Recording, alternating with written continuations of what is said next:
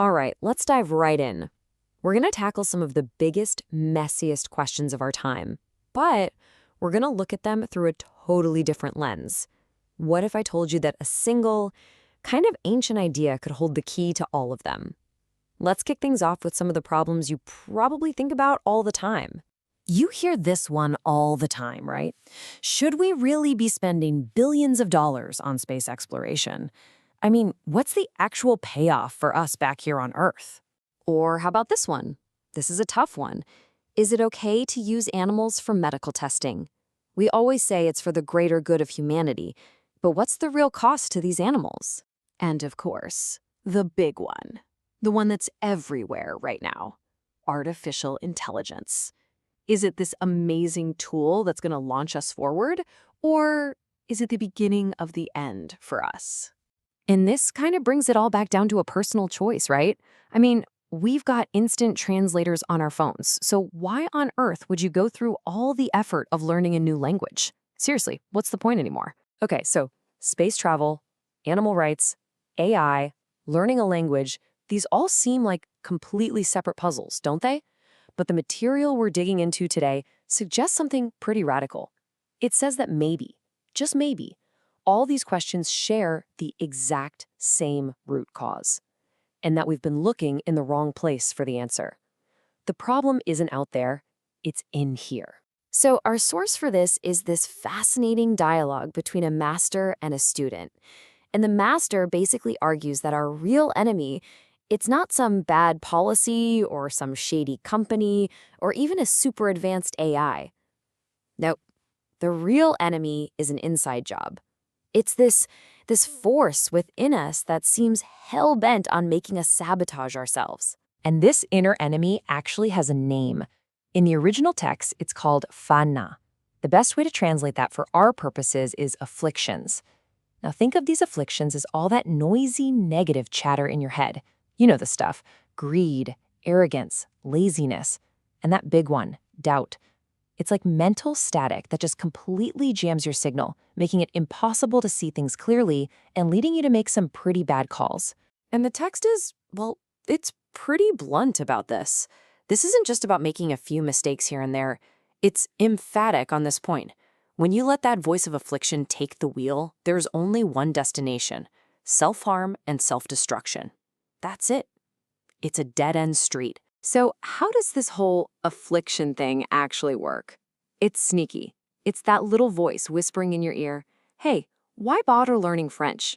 Your phone can do it for you. It's useless. Or it's the voice that makes you point the finger at AI and say, it's the problem, completely forgetting that we're the ones building and guiding it. It's the same voice that'll cook up a noble-sounding excuse, like the greater good, to justify actions that cause real harm.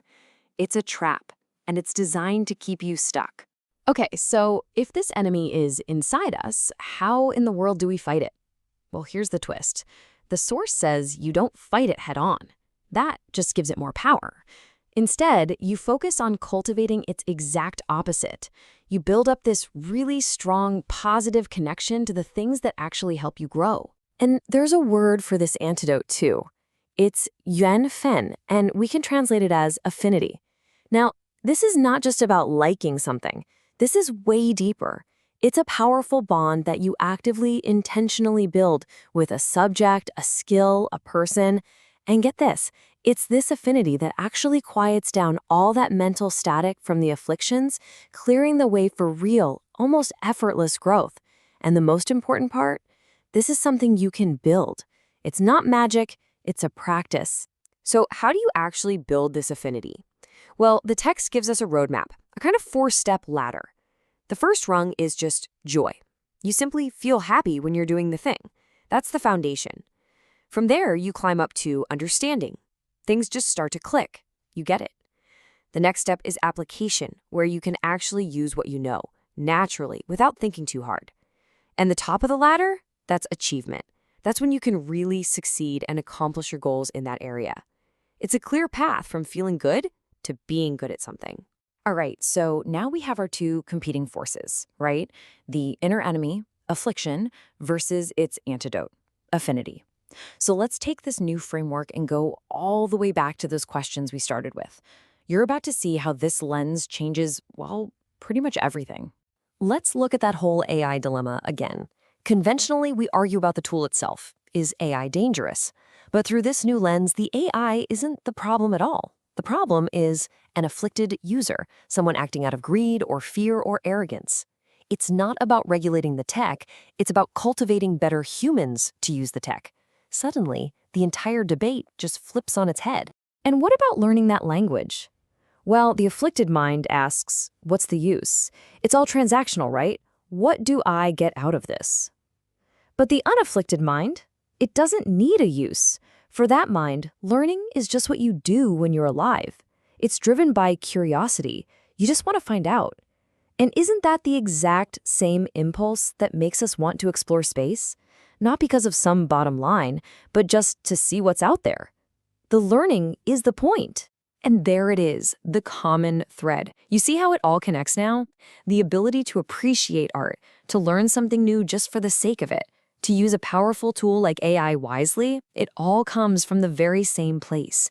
A mind that's clear, a mind that isn't being constantly hijacked by the noise of its own afflictions. Okay, so what's the big takeaway here? What does this mean for you right now? The most powerful idea in this whole thing is that it all boils down to a simple choice. A choice you have to make over and over again every single day. Think about it. Right now, inside your head, there are basically two voices competing for your attention.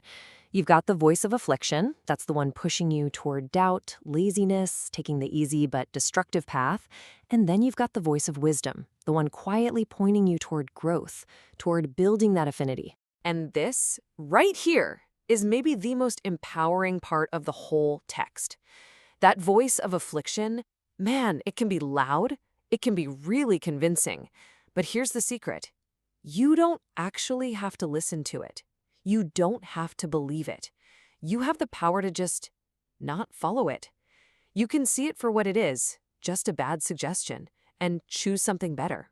So, in the end, it was never really about the AI or space exploration or any of those things. Those are just the battlegrounds. The real battle is inside. Every single day you're faced with this choice. So the real question, the only one that matters, is this. Which voice are you going to listen to today?